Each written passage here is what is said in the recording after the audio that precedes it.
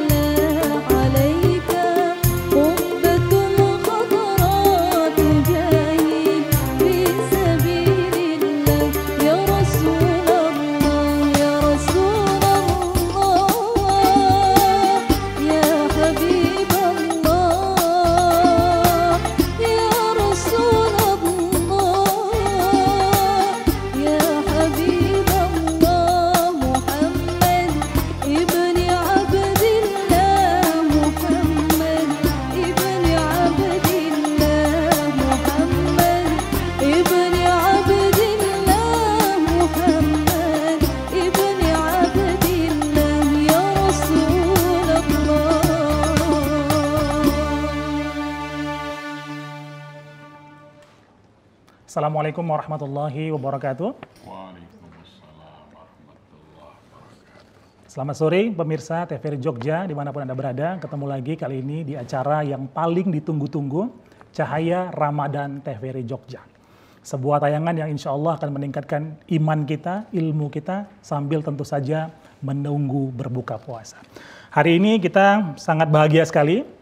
Kita ditemani oleh seorang guru yang saya kira kalibernya bukan cuma Jogja, tapi juga kalibernya internasional, nasional, internasional gitu ya. Beliau adalah Ustadz HM Jazir ASP, Dewan Syuro Masjid Jogokarian, Yogyakarta. Assalamualaikum Ustadz. Waalaikumsalam warahmatullahi wabarakatuh. Ini kita dengar katanya belum sempat lagi ke rumah Ustadz, baru dari luar kota. Ya, ini baru dari Lampung, nanti dari bandara terus ke sini. Masya Allah. Ini memang kita akui beliau ini jadwalnya sangat padat sekali pemirsa, tapi beliau juga berkesempatan untuk hadir dan tentu saja berbagi ilmu dan pengalaman untuk kita semua. Nah, hari ini Ustadz temanya menarik sekali. Kita bicara tentang pesan-pesan kepemimpinan dalam Al-Quran. Nah, Ustadz, sebelum kita masuk lebih jauh tentang model kepemimpinan dalam Al-Quran dan seterusnya, mungkin boleh dikasih pengantar dulu Ustadz, untuk juga jamaah dimanapun berada, tentang kenapa tema ini penting untuk kita kulik Ustadz. Ya memang manusia diturunkan di bumi itu jadi pemimpin. Wa id qala rabbuka lil malaikati inni ja'ilun fil ardi khalifah. Ya. Jadi Allah berfirman kepada para malaikat, sungguh aku ingin menjadikan di muka bumi itu seorang khalifah. Khalifah itu apa? Khalafa. Ya, yang menggantikan peran Allah memakmurkan bumi. Jadi manusia ini adalah khalifatullah. Dia pengganti Allah di bumi untuk memimpin seluruh alam. Jadi naluri setiap manusia itu menjadi pemimpin. Nah, tinggal pada level masing-masing. Sebuah negara itu menjadi negara yang makmur, yang besar, berjaya bukan karena tambangnya, hasil alamnya yang banyak, bukan karena jumlah rakyatnya yang banyak, bukan karena luasnya wilayah, tapi pada hebatnya seorang pemimpin. Maka dulu Bung Hatta sering mengatakan, ya, sekelompok domba itu menjadi hebat dan kuat kalau dipimpin oleh seekor singa. Karena semua anak domba pun sudah berlatih mengaum. Sementara sekelompok singa akan menjadi lembek ketika dipimpin oleh seekor domba, karena singa-singa pun belajar mengembek. Ya, jadi negara ini menjadi hebat ketika dipimpin oleh orang hebat. Indonesia ini sangat dikenal dunia ketika leadernya Soekarno. Betapa hebat dia berbicara di forum dunia, pidatonya sampai negara-negara Islam semuanya terkagum-kagum. Karena satu-satunya pemimpin dunia yang berani membaca ayat Quran di sidang umum PBB. Bung Karno. Bung Karno tahun 63 itu. Ya. Sehingga semua negara-negara itu sangat heran ini. Negara-negara Arab, tidak ada seorang pemimpin Arab pun yang dalam pidato di majelis umum PBB itu mengutip ayat Quran. Sehingga kalau dulu kita datang ke luar negeri, ke Arab, mana Ahmad Soekarno, Indonesia. Sekarang orang Indonesia dikenal mengirim TKW, mengirim TKI. Jadi Indon, kesannya itu tidak terhormat hari ini. Karena pemimpin kita tidak menunjukkan kehebatan kebangsaan kita. Ya, karena kita salah dalam memilih pemimpin, ini problem. Masya Allah, ini masih di awal kita udah diketok ini dengan Ustadz Jazir nih, bahwasanya ayo kita harus berubah, kira-kira begitu Ustadz ya, bahwasanya kita harus paten dalam memilih pemimpin untuk kemudian dia bisa menduplikasi masyarakat di bawahnya hingga akhirnya Indonesia dalam skop global bisa diakui gitu Ustadz ya. Iya. Makanya kan kita, tiap keluarga itu oleh Allah diajari dalam surah Al-Furqan ayat 74. Rabbana hablana min azwajina wa dzurriyyatina qurrata a'yunin waj'alna lil muttaqina imama. Ya Allah, ya Tuhan kami, hadiahkan kepada kami pasangan hidup dan anak keturunan yang dapat menghias, menyejukkan mata kami. Dan jadikanlah kami dan anak-anak keturunan kami pemimpin bagi hamba-hamba yang bertakwa. Jadi setiap rumah tangga itu dibebani misi kemanusiaan, menyiapkan calon pemimpin. Nah sekarang ini banyak rumah tangga yang lupa bahwa rumah tangga ini dibebani kewajiban oleh Allah menyiapkan calon pemimpin yang bertakwa. Lil muttaqina imama. Jadi leadership itu harus dididik dari keluarga.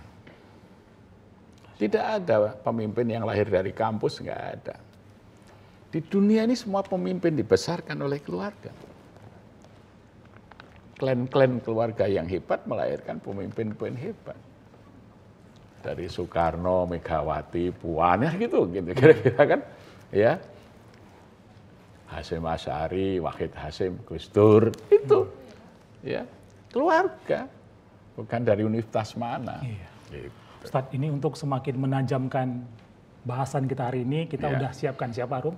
Siapa Betul, yang akan kita baca sudah Quran hari ini? menyiapkan saudara kita Ustadz di sebelah sana, ada Farouk Firdausi yang siap melantunkan ayat suci Al-Quran. Dari surga berarti. Masya Allah. Silakan, Farouk. Suara Silakan, surga. أعوذ بالله من الشيطان الرجيم بسم الله الرحمن الرحيم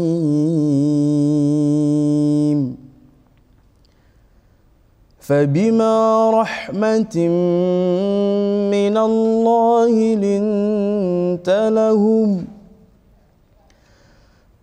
ولو كنت فظا غليظ القلب لانفضوا من حولك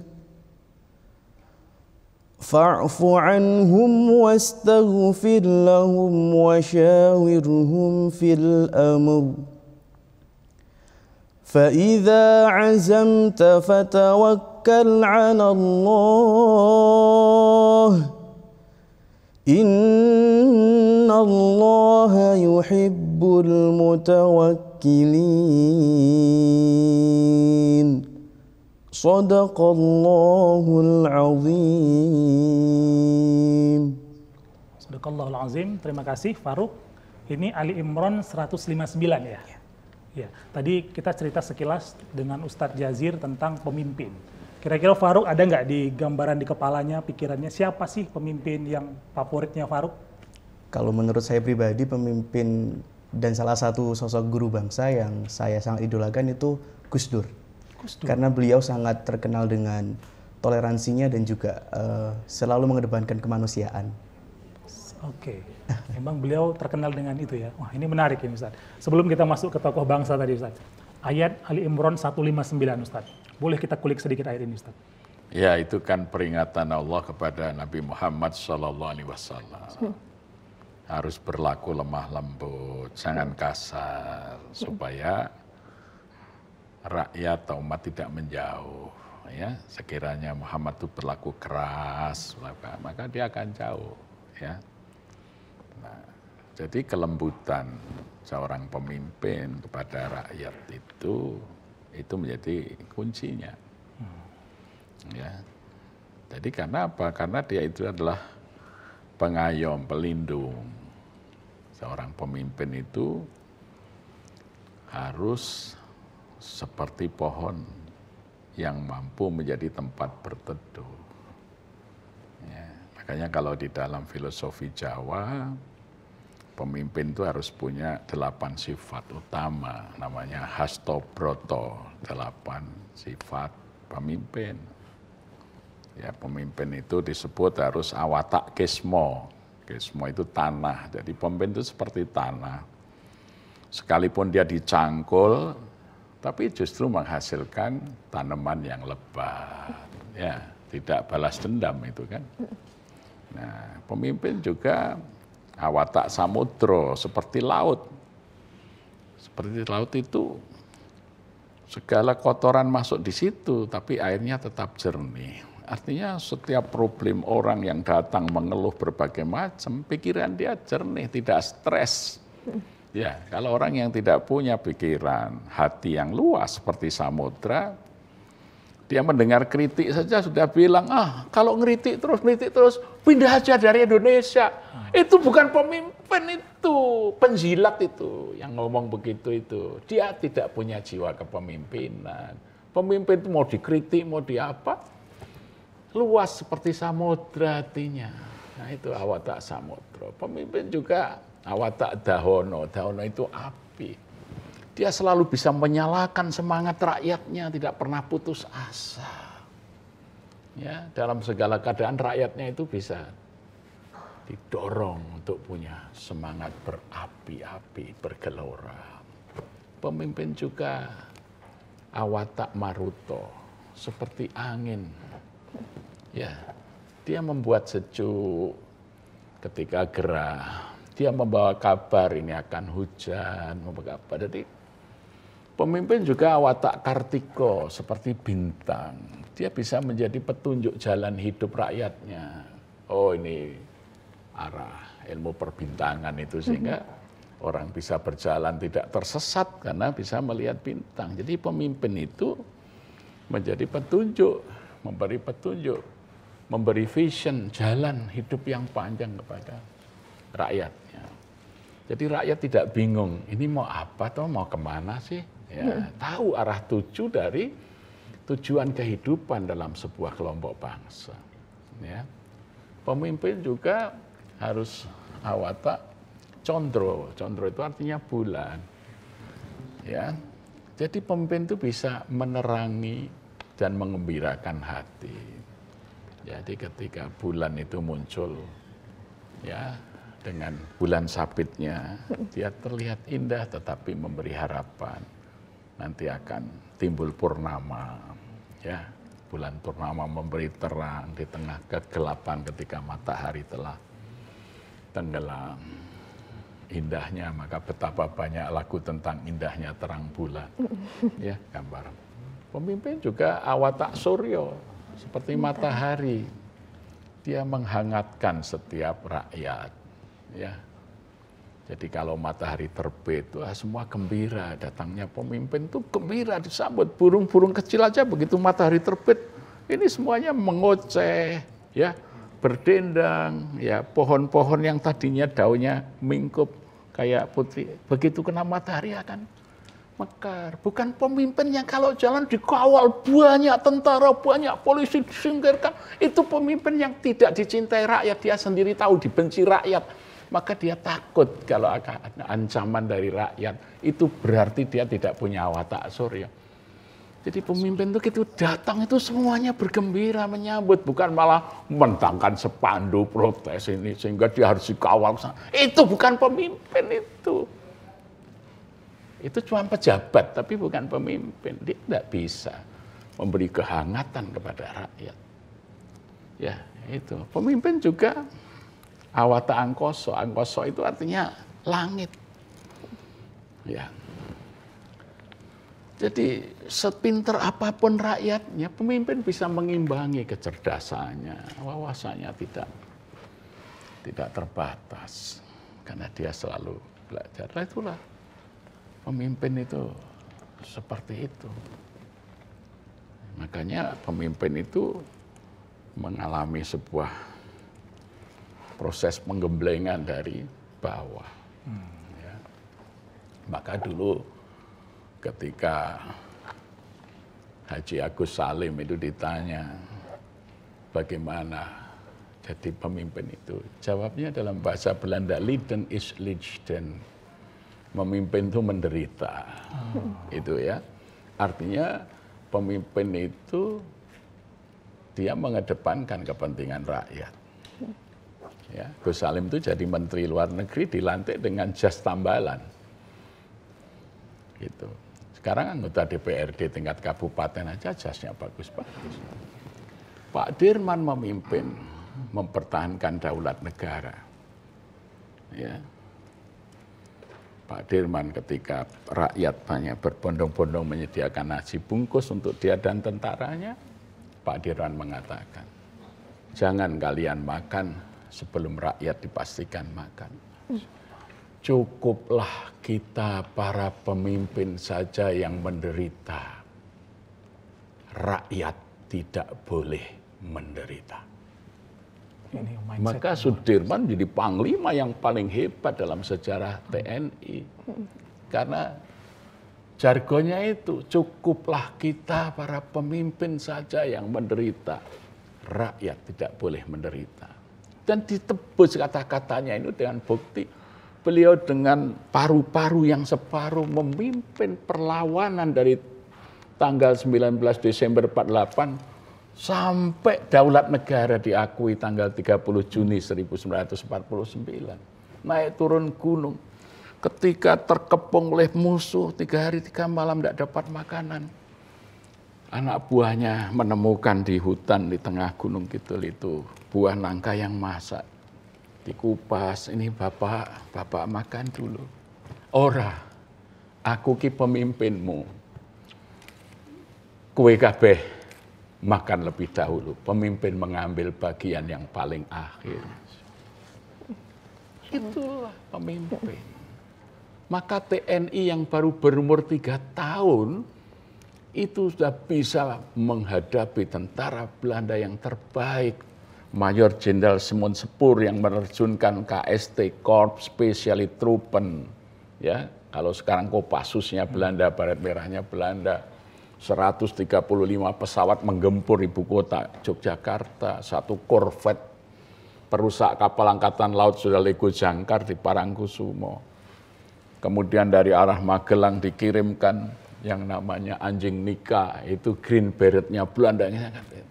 Pak Dirman hanya dengan pasukan kecil, tentara yang baru merdeka 3 tahun.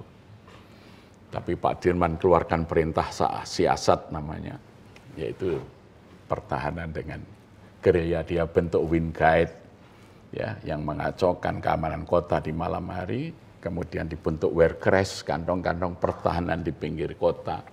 Itu sekarang menjadi pedoman perang gerilya di seluruh dunia. Itu tentara dunia itu belajar dari strategi yang di Sudirman. Saya tahun 2017 berkunjung Kementerian Pertahanan Jepang di Tokyo sana. Saya di depan gerbang itu nangis. Kenapa? Di situ hanya ada helikopter tua yang dibuat oleh pemerintah Jepang dulu untuk Perang Dunia Kedua, dan di situ ada patung Sudirman. Semua tentara bela diri Jepang kalau masuk kantor hormat kepada patung Sudirman itu. Karena Sudirman itu didikan menurut mereka dilatih di peta pembela tanah air oleh Jepang, dan dia bisa mengalahkan sekutu dalam perang Palagan Ambarawa itu. Tanggal 24 Desember 45 itu tentara sekutu Inggris Amerika bisa dihancur leburkan oleh pasukan Sudirman. Waktu itu Sudirman pangkatnya kolonel, umur 28 tahun. Karena prestasinya itu dia dipilih jadi panglima besar, umur 28 tahun. Pak Dirman langsung dapat pangkat jenderal bintang 4. Dari kolonel? Dari kolonel. Kenapa? Karena dia bisa menghancurkan pasukan sekutu. Maka orang Jepang, ini Jepang kalah oleh sekutu, Sudirman yang dididik oleh Jepang bisa mengalahkan sekutu. Karena semboyannya tadi, cukuplah kita para pemimpin saja yang menderita. Rakyat tidak boleh menderita. Hari ini lihat, adakah anak cucu Sudirman menjadi tentara, menjadi jenderal? Tidak ada. Tidak ada. Sekarang ada yang baru menjabat, berapa anaknya dijadikan ini, jadikan itu. Bagaimana itu? Ya, ada nggak anak Jenderal Sudirman jadi jenderal? Nggak ada. Cucunya nggak ada. Cukuplah kita para pemimpin yang menderita. Sekarang baru 2 kali menjabat, anaknya mau dijadikan pemimpin. Ngawur otaknya itu. Ini saya kira apa yang disampaikan Ustadz Jazir ini, kita banyak sekali informasi yang kita dapatkan ya. Betul. Termasuk bagaimana tadi kisah Jenderal Sudirman dan seterusnya. Rasanya pasti Arum ini banyak sekali pemirsa ingin bertanya. Gimana? Betul. Kalau ingin bertanya Arum? Ya, jadi untuk para pemirsa yang juga ingin ikut berinteraksi dengan langsung ya dengan Ustadz Jazir, bisa langsung menghubungi di nomor 0274 580 800 atau melalui WhatsApp di 082 333 403574 dengan menyebutkan nama dan juga asalnya dengan password Cahaya Ramadan, nanya dong, seperti itu. Oke, Barangkali jadi begitu ada ditelepon Cahaya Ramadan, nanya dong, nanya gitu. dong. Baru nanti kemudian insya Allah akan dijawab oleh Ustadz Jazir. Ustadz, Betul. ini sebelum kita masuk ke break, Ustadz. Iya. Tadi kita sudah cerita panjang lebar tentang bagaimana harusnya pemimpin itu dibentuk. Mungkin sedikit boleh dikaitkan Ustadz, kalau kita berkaca ke baginda Rasul SAW, ada 4 sifat yang umumnya melekat ke beliau, ada siddiq, amanah, tabligh, watonah. Apakah ini kemudian juga inline kalau kita tarik ke zaman masa kini Ustadz? Lah iya, jadi tadi bagaimana seorang pemimpin harus punya sifat siddiq. Ya, siddiq itu, dia jujur, dapat dipercaya. Makanya kalau dalam konsep raja-raja Jawa itu disebut sabdo pandito ratu tan kena bola wali. Oke. Seorang raja itu titahnya nggak boleh berubah-ubah. Hari ini aku nggak setuju BLT, besok ngeluarin BLT, bukan berjiwa raja seperti itu. Harus ada konsistensi, Ustaz. Iya. Ustaz, ini kita harus break dulu, Ustaz. Kita akan lanjutkan diskusi kita yang sangat luar biasa ini. Pemirsa, jangan kemana-mana, tetap di Cahaya Ramadan TVRI Jogja. Ramadan menyapa di TVRI Jogja, menyinarkan cahaya iman. Cahaya Ramadan.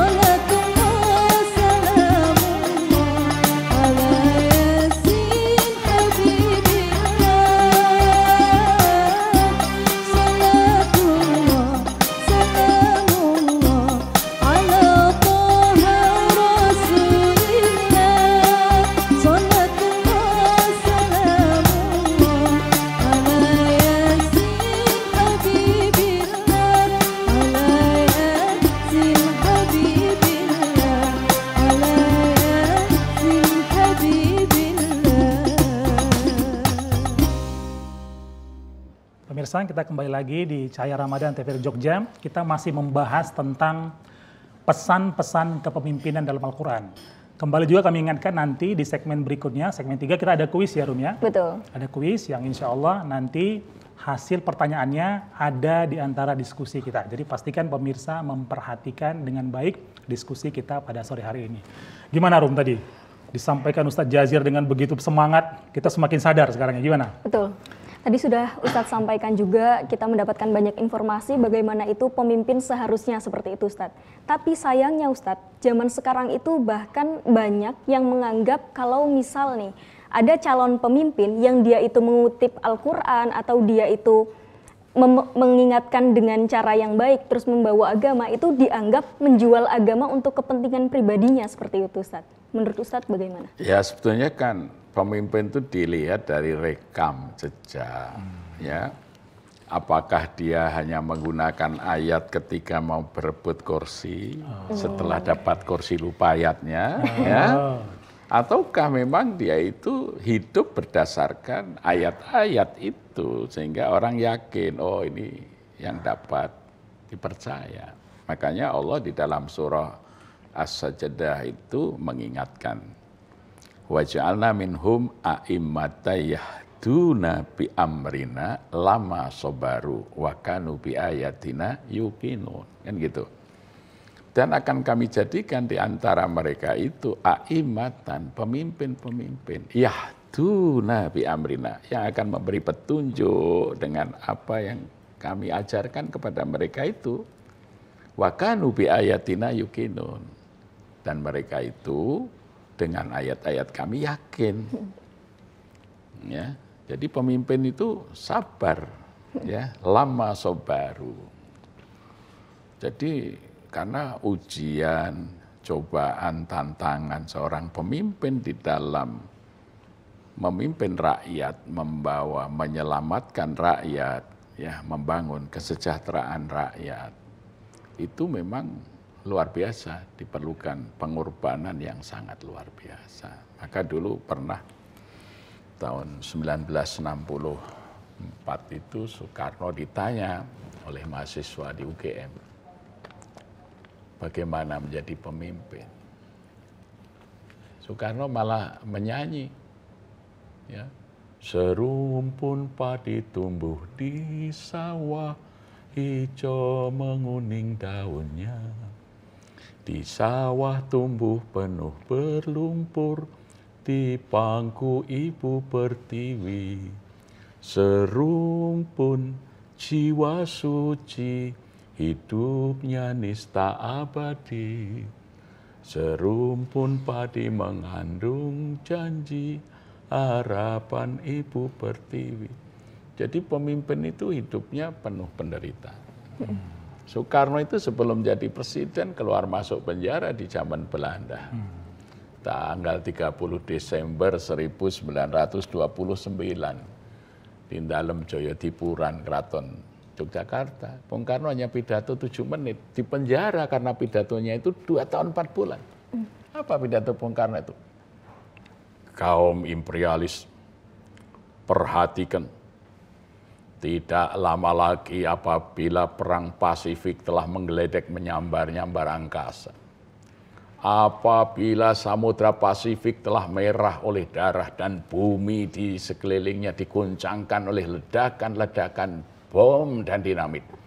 Di saat itu bangsa Indonesia akan keluar dari belenggu penjajahannya dan menjadi bangsa yang merdeka. Itu 30 Desember 1929. Pidato itu langsung dia diseret oleh polisi Belanda, dibawa ke stasiun Tugu, dari Tugu bawa ke Bandung, masuk penjara Sukamiskin 2 tahun 4 bulan karena pidato yang sangat singkat, tapi terbukti cuma berapa tahun? Tahun 45 perang Pasifik dari Atlantik, ya, itu Pearl Harbor dulu diserang oleh Jepang, ya, Hawaii dibom. Kemudian Amerika Sekutu menyerang Jepang tanggal 11 Agustus 45, Hiroshima dibom. Nagasaki dibom tanggal 12 Agustus, Kaisar Hirohito menaikkan bendera putih, Jepang menyerah tanpa syarat kepada Sekutu. Indonesia bisa mengambil kesempatan proklamasi. Itu vision seorang pemimpin. Gitu loh. Betul. Karena Bung Karno sudah melihat itu, ketika Rusia dikalahkan oleh Jepang, orang kulit putih, orang Eropa tidak akan terima, ini pasti akan membalas kekalahannya ke Jepang. Nah, Bung Karno bilang, ini peluang ketika itu nanti terjadi, perang dari Atlantik ke Pasifik, kita ambil kesempatan untuk membebaskan Indonesia. Lah pidato yang visioner ini difahami oleh Belanda, oh bahaya sekali orang ini.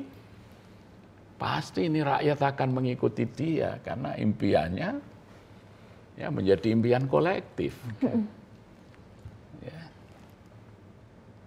Nah sekarang kita cari pemimpin yang visioner itu susah. Yang pidatonya itu menggembarkan bangsa Indonesia itu dapat apa ke depan. Sekarang itu makin nggak jelas Indonesia ke depan. Karena vision pemimpinnya nggak jelas. Ya, itu. Ustadz, ini kita sambung sedikit tadi Ustadz, dari pertanyaan yang sebelumnya Ustadz. Tentang Siddiq, amanah, tabligh, fatonah. Bagaimana? Itu tadi satu Siddiq. Kan tadi jujur. Yang kedua amanah. Belum tentu orang jujur punya kapabilitas.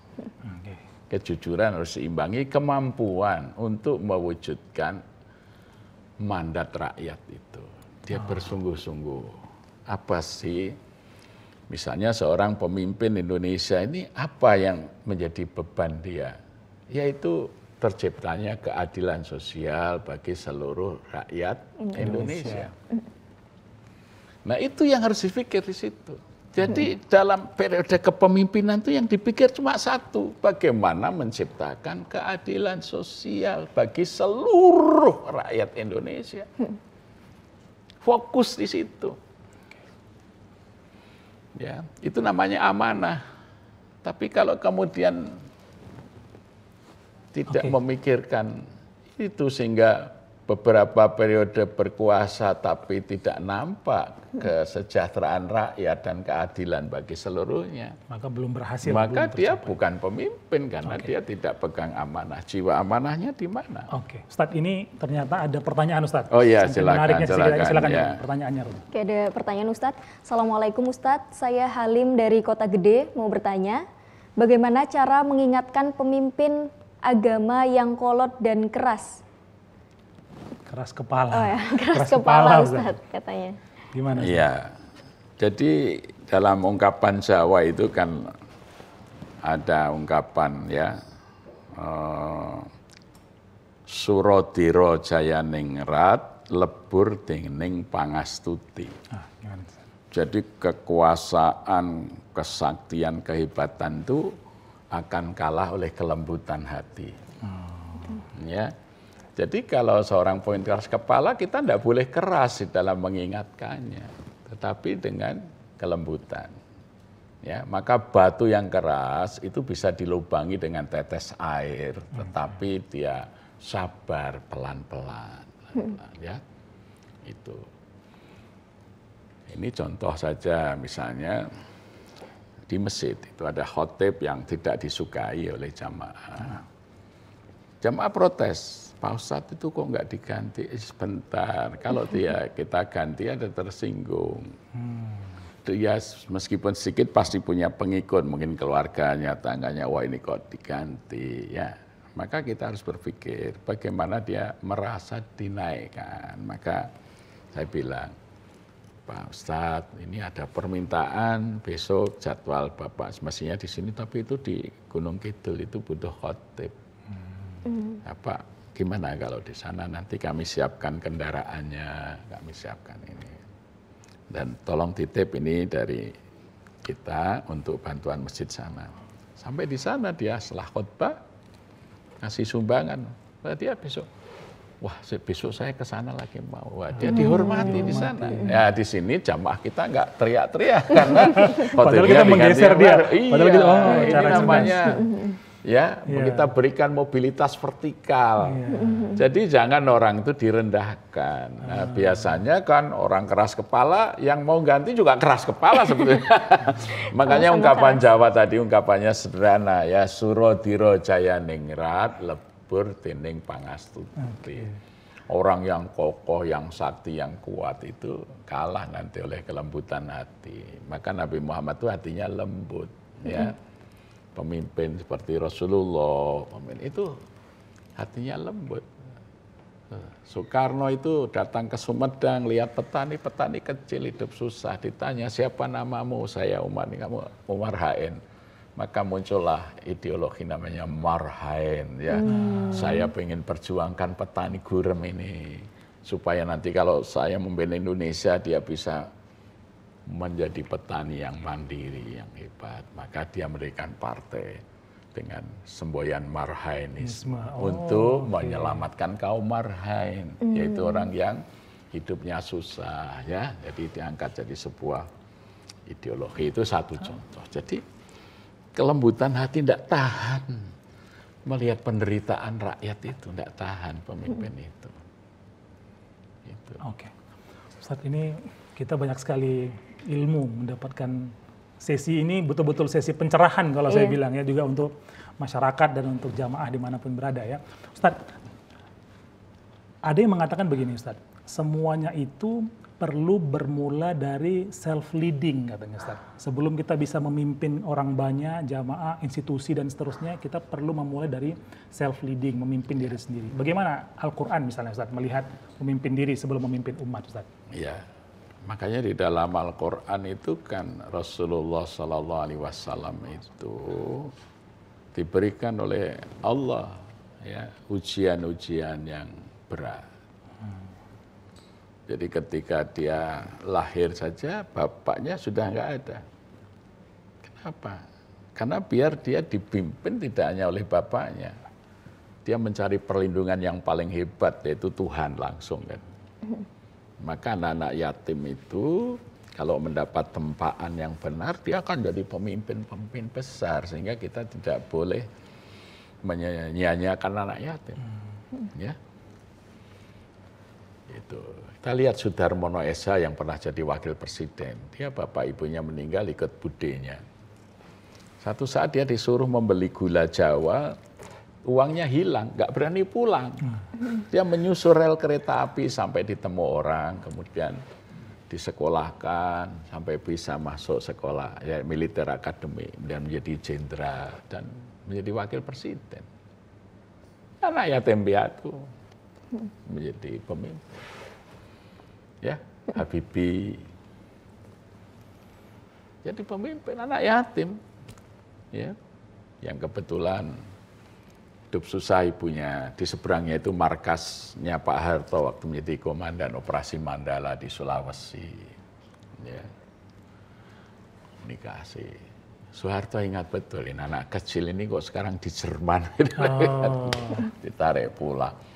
Ya, jadi kalau kita itu belajar biografi para tokoh-tokoh pemimpin, sebagian besar pemimpin itu hidupnya di waktu kecilnya sangat susah. Ya, maka ungkapan Jawa ada yang namanya ungkapan tunggak jarak meranjak, tunggak jati mati. Ya, jadi anak-anak orang kecil itu karena penderitaan dia bisa menjadi orang yang besar, orang yang hebat. Sementara anak orang yang besar karena hidupnya terlalu dilindungi, dimanja, dia kemudian mati, tidak bisa meneruskan kehebatan orang tuanya. Nah, bisa menjadi tunggak jati semi, artinya anak pemimpin tetap menjadi pemimpin kalau dititipkan. Maka anak kiai itu tidak nyantri di pesantrennya, dikirim di pesantren kiai yang lain, dititip supaya dia bisa ditempa. Bisa ditempa lebih hebat lagi. Ya, Gus Dur itu dikirim ke Krapia, dikirim ke Magelang, gitu. Tidak nyantri di Tebu Ireng.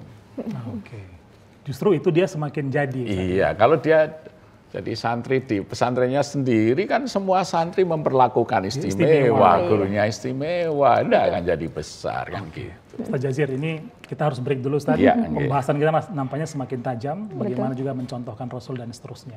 Pemirsa jangan kemana-mana, kita akan kembali lagi tetap di Cahaya Ramadan TVRI Jogja. Ramadan menyapa di TVRI Jogja, menyinarkan cahaya iman, cahaya Ramadan.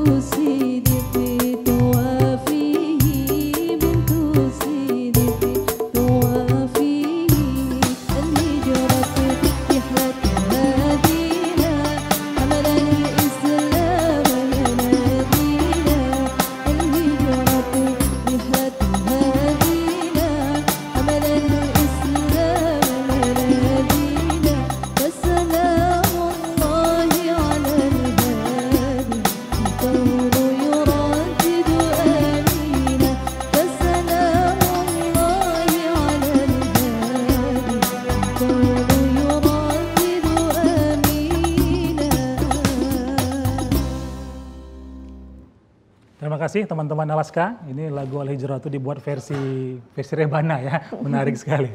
Ustadz, ini kita kembali lagi bicara tentang pesan-pesan kepemimpinan dalam Al-Quran. Tapi sebelum ke sana Ustadz, ini nampaknya kita perlu informasikan dulu Rum ke pemirsa. Oke, apa betul. pertanyaan kuis hari ini? Silakan Rum. Oke, jadi pemirsa dimanapun Anda berada, kita ada kuis yang tentunya akan ada hadiah menarik juga bagi siapapun yang bisa memenangkan dan menjawab kuis ini dengan tepat dan juga benar ya. Tepat dan cepat. Iya. Seperti itu. Oke, pertanyaan kuis kita di segmen kali ini yaitu sifat sidik, amanah, fatonah, dan tablik dalam kepemimpinan diambil dari figur kepemimpinan siapa?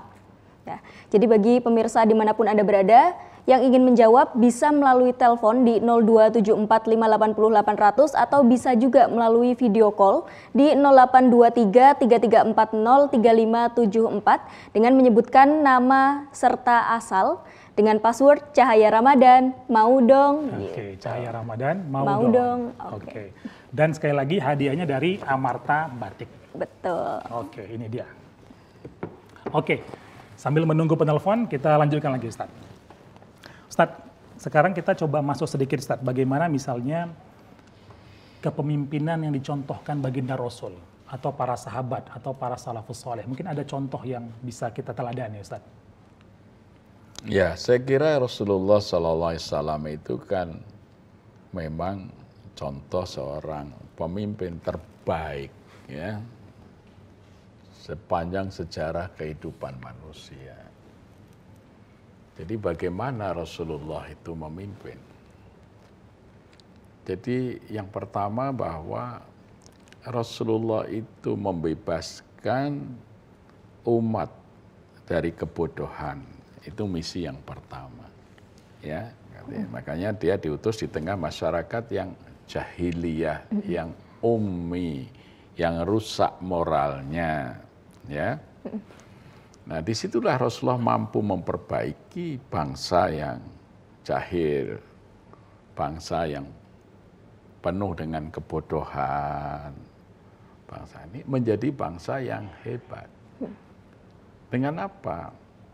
Dengan menanamkan sifat tadi, sidik, amanah, tabligh, dan fatonah.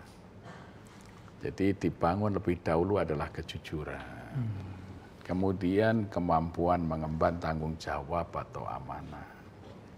Kemudian cerdas, ya, cerdas. Maka kan salah satu doa yang diajarkan Allah dalam Quran itu kan Robbi zidni ilma warzuqni fahma. Tambahkan kepadaku ya Allah ya ilmu dan anugerahkan kepadaku kecerdasan. Ya. Jadi kecerdasan tidak sekedar cerdas secara intelijensia, tapi dia memiliki banyak, ada kecerdasan linguistik sehingga kalau bicara itu terang, jelas, kan gitu. Ada kecerdasan spasial, dia bisa menggambarkan segala sesuatu dari global sampai detailnya. Ya, ada kecerdasan intrapersonal yang dia itu bisa merasakan bagaimana derita seseorang, sekiranya saya yang merasakan itu, maka tumbuhlah empati. Tapi juga punya kecerdasan intrapersonal, ya. Dia juga punya kecerdasan linguistik, kecerdasan kinestetik. Jadi bagaimana dia melihat alam. Oh, jadi melihat burung bangau seperti itu, maka dia bisa membuat jurus bangau dalam kepemimpinan. Ya, flying ghost, itu kan. Bagaimana burung bangau terbang bergantian yang di depan melawan angin gitu kan, maka bentuknya victory ini kan. Betul. Ini jadi ini kalau ini yang di depan sudah lelah dia mundur diganti yang segar gitu. Itu kan sirkulasi atau suksesi kepemimpinan yang di depan tuh yang masih kuat, yang masih cerdas, masih segar. Yang sudah merasa lelah dia harus mundur, tidak bertahan. Ya, sehingga menghasilkan kemenangan tuh flying ghost itu sebagainya. Itu kan kecerdasan kinestetik yang dimiliki oleh seseorang sehingga dia bisa menangkap pesan-pesan alam, ya. Kecerdasan yang banyak. Sekarang ini diukur kecerdasannya hanya kecerdasan intelijensia, ya. Jadi matematika nilainya berapa, ini nilainya berapa. Oh bukan itu pemimpin itu. Dia harus memiliki banyak sekali kecerdasan. Ya. Karena dia akan menghadapi segala macam tipe orang, segala macam tingkat kualitas pendidikan orang, segala.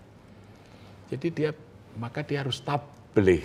Dia itu bisa menyampaikan pesan kepada semua komunitas yang berbeda taraf dan karakter berpikirnya, ya. Berbicara kepada siapa berbeda dia. Disesuaikan. Disesuaikan dengan kemampuan sehingga vision yang tidak disampaikan itu dapat dicerna oleh semua tingkatan. Oke. Tidak hanya tingkatan tertentu, ya. Gitu. Oke. Pak Ustadz, sepertinya ada telepon masuk. Halo, assalamualaikum. Ya, halo. Oke. Waalaikumsalam. Saya Ramadan. Oh, saya Ramadan. Mau tanya dong. Oh, ini mau tanya atau mau jawab kuis? Mau tanya atau jawab kuis? Oh, iya, jawab kuis. Iya, betul. Ya, oke. Gimana? Iya. Boleh dibacakan lagi, Rom? Oke, mungkin bisa diulang dulu passwordnya, Pak. Cahaya Ramadan, mau dong. Cahaya Ramadan, mau dong. Oke. Benar, ya.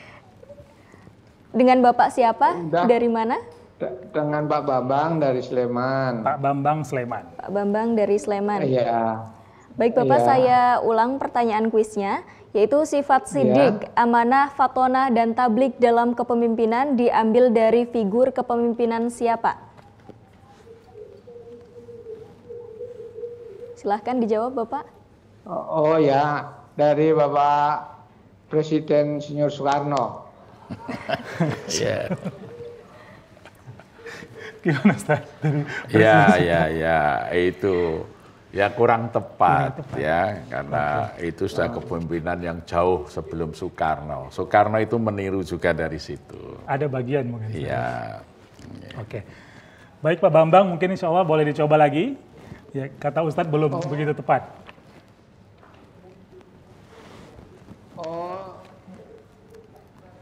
Ustadz, ini kita lanjutkan lagi Ustadz. Kalau kita bicara tentang kepemimpinan dalam Al-Quran, Ustadz, apakah sebenarnya ada sifat wajib?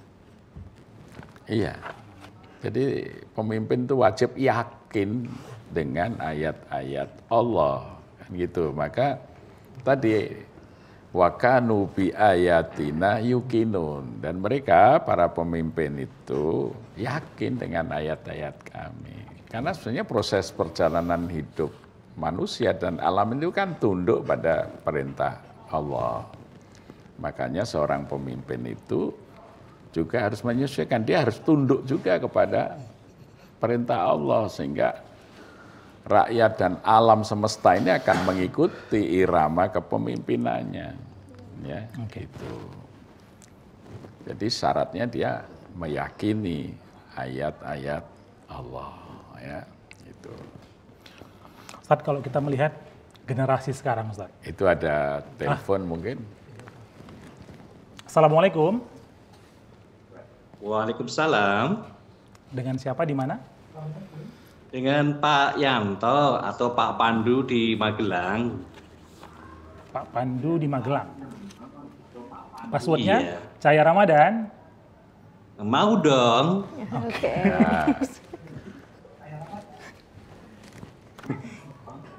Oke Pak Pandu, untuk pertanyaan kuisnya saya ulangi lagi. Sifat Siap. sidik, amanah, fatonah, dan tablik dalam kepemimpinan diambil dari figur kepemimpinan siapa? Silahkan dijawab Pak Pandu.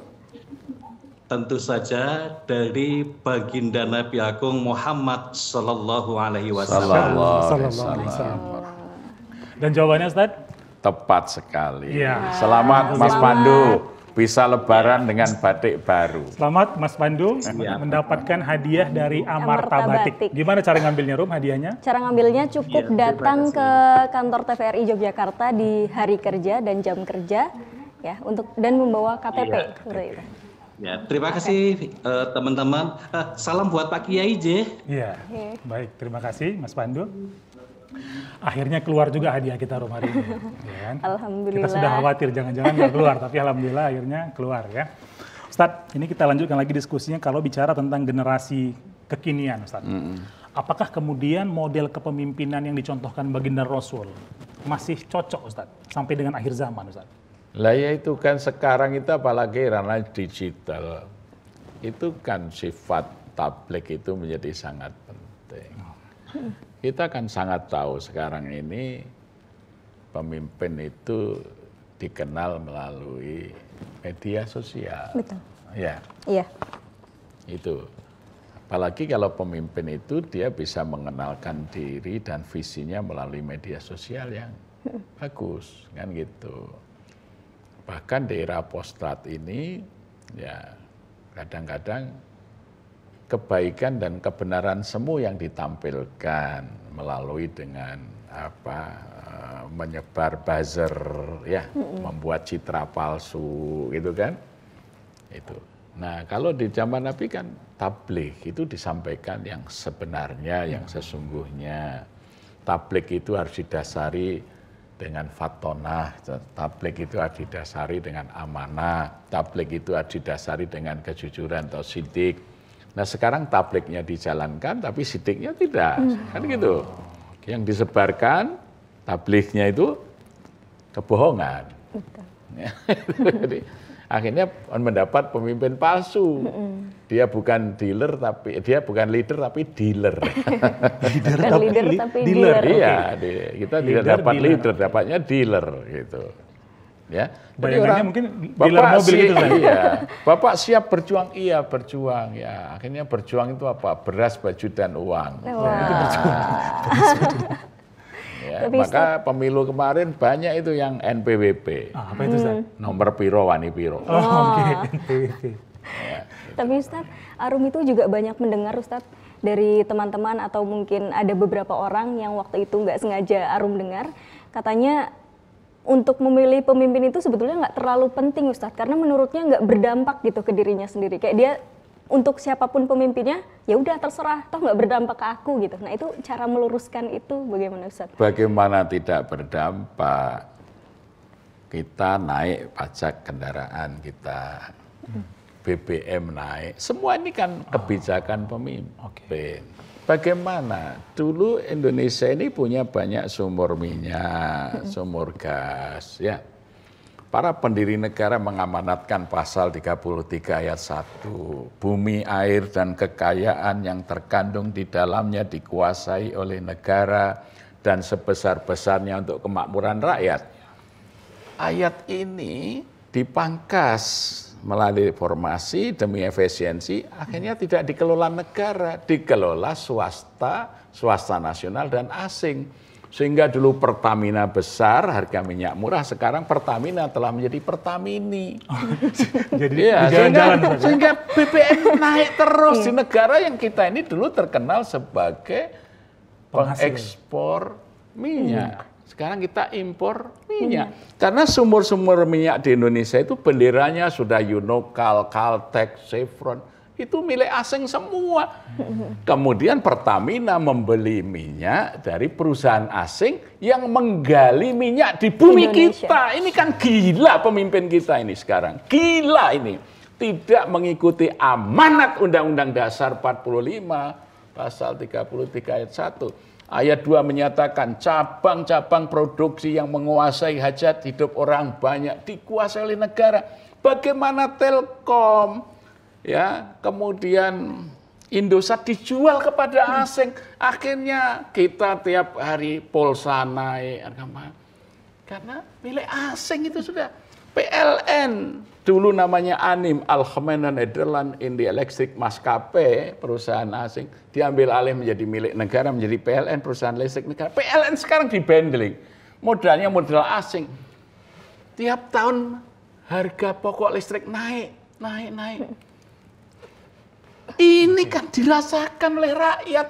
Jadi kalau pemimpin mau bilang nggak berdampak, ini mesti bodoh yang ngomong begitu. Bodoh, nggak ngerti hidup dia itu susah itu dipengaruhi oleh pemimpin. Jadi ini bisa diluruskan nanti ke teman Arum bahwasanya kebijakan pemimpin ternyata mencakup semua aspek kehidupan, Ustaz ya. Iya. Luar biasa sekali. Pemirsa, kita akan lanjutkan lagi diskusi kita menjelang akhir. Tetap jangan kemana-mana, tetap di Cahaya Ramadan TVRI Jogja. Ramadan menyapa di TVRI Jogja, menyinarkan cahaya iman. Cahaya Ramadan. Ya, kita kembali lagi di Cahaya Ramadan TVRI Jogja. Ustadz, ini tanpa terasa diskusi kita yang menarik sekali ini, yang penuh banyak insight ini udah mendekati akhir, Ustadz. Boleh dikasih semacam kesimpulan, Ustadz. Bagaimana kemudian kita bisa mempersiapkan generasi pemimpin-pemimpin selanjutnya mencontoh dari baginda Rasulullah SAW dan rujukannya Al-Quran, Ustaz. Silakan, Ustaz. Ya, kita harus kembali menyadarkan bahwa setiap rumah tangga adalah kawah candra di mukanya pemimpin-pemimpin bangsa. Kita memerlukan banyak sekali pemimpin, dari presiden, wakil presiden, gubernur, bupati, wali kota, camat, lurah, ketua RW, ketua RT, itu jumlahnya banyak sekali. Itu kan pemimpin, belum lagi kepala rumah tangga, kepala sekolah. Ini pemimpin, sangat butuh banyak. Maka institusi keluarga itu menjadi sangat penting untuk kembali mengingatkan bahwa tugas keluarga adalah menyiapkan anak-anak mereka menjadi pemimpin yang baik bagi bangsanya. Maka anak-anak itu harus dibiasakan tidak berpikir tentang diri dan keluarganya saja, dia harus memikirkan bagaimana kondisi tetangganya, apakah ada yang susah. Jangan dibiasakan anak kita makan sampai nasi tersisa, sementara mungkin tetangga beberapa rumah saja dia nggak bisa beli beras. Itulah kalau pemimpin itu dibentuk dari keluarga. Baik, Ustaz Jazir, terima kasih untuk sesi yang luar biasa hari ini. Kita banyak sekali mendapat masukan, Rum ya. Betul. Apa satu kata yang ingin Rum sampaikan di materi kita hari ini? Daging semua isinya. Daging semua isi. Dan insya Allah semoga kita bisa membentuk generasi-generasi berikutnya menjadi pemimpin yang hebat. Terima kasih untuk Amarta Batik tentu saja yang sudah mendukung acara kita hari ini. Kita kelihatan jadi cakep gitu ya, tentu saja dengan dukungan dari Amarta Batik. Sekali lagi Ustaz Jazir, terima kasih. Terima kasih Farouk, terima kasih seluruh kerabat kerja yang bertugas. Kami pamit, insya Allah kita bertemu di... Oh, sebelumnya ini kita perlu sampaikan pemirsa tentang jadwal imsakiyah hari ini ya. Yang pertama imsak itu tadi dimulai jam 4:17, kemudian subuhnya 4:27 dan insya Allah nanti maghrib di jam berapa Ruh? 17.52. Oh iya, 17.52. Insya Allah. Pemirsa, jangan kemana-mana, pantengin terus Cahaya Ramadan TVRI Jogja setiap hari sampai dengan akhir Ramadan nanti. Akhirnya kami pamit, saya Ustaz Jazir beserta seluruh kerabat kerja yang bertugas. Insya Allah ketemu lagi besok. Wassalamualaikum warahmatullahi wabarakatuh. Waalaikumsalam.